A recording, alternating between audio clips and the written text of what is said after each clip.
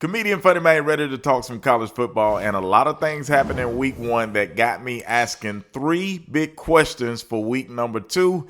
Feel free to answer in the comments. That's why I do the show. But let's get into my questions. Question number 3.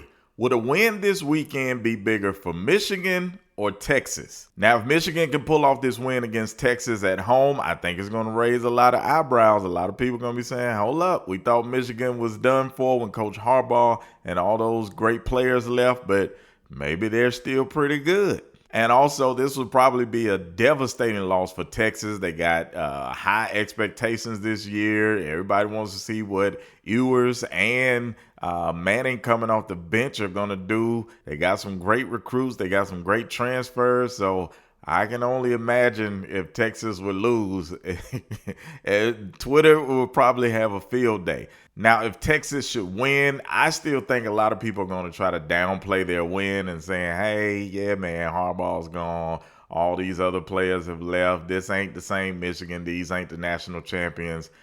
Listen, anytime you can go into the big house and get a win, I think it's a big deal. But what do you guys think? My second big question of the week: is it over for Clemson? I think I've mentioned this in past seasons, but now with them getting throttled by Georgia like they did, if you can't compete with one of the top teams in the nation, I mean, where do you stand? Are you just now a middle of the road, maybe a 7-8 win team? And now here they are. And is this because Dabo Swinney does not want to change and adapt to the NIL rules? I don't know. What y'all think? Is this the end of Clemson's dynasty, if you want to call it that, or just their run?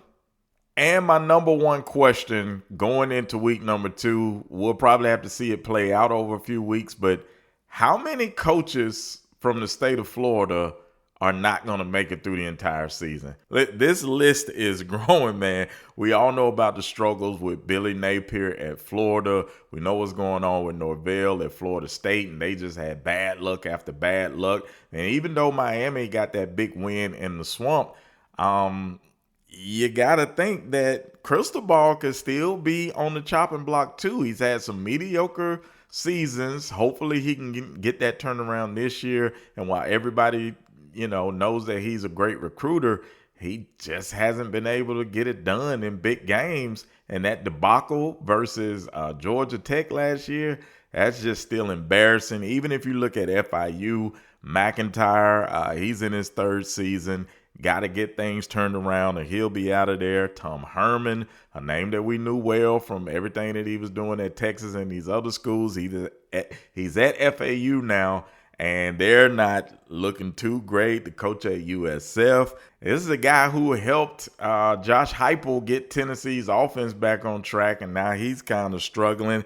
And then Gus Malzahn, let's not forget about him. After a few good seasons, now UCF is in the Big 12 and they're struggling. So how many of these coaches in Florida are really going to make it? And I'm posing this question because the landscape of college football has changed dramatically. Look, y'all, it's all about the bottom dollar, and it's all about the W's and the L's, okay? If a coach ain't winning, it's hard for them to stand in front of those boosters and ask for more money. And it's also going to stop people from buying tickets to the game. So the program is going to lose revenue. So people can get out of there. But what do y'all think? How many coaches from the state of Florida will not make it through this full season?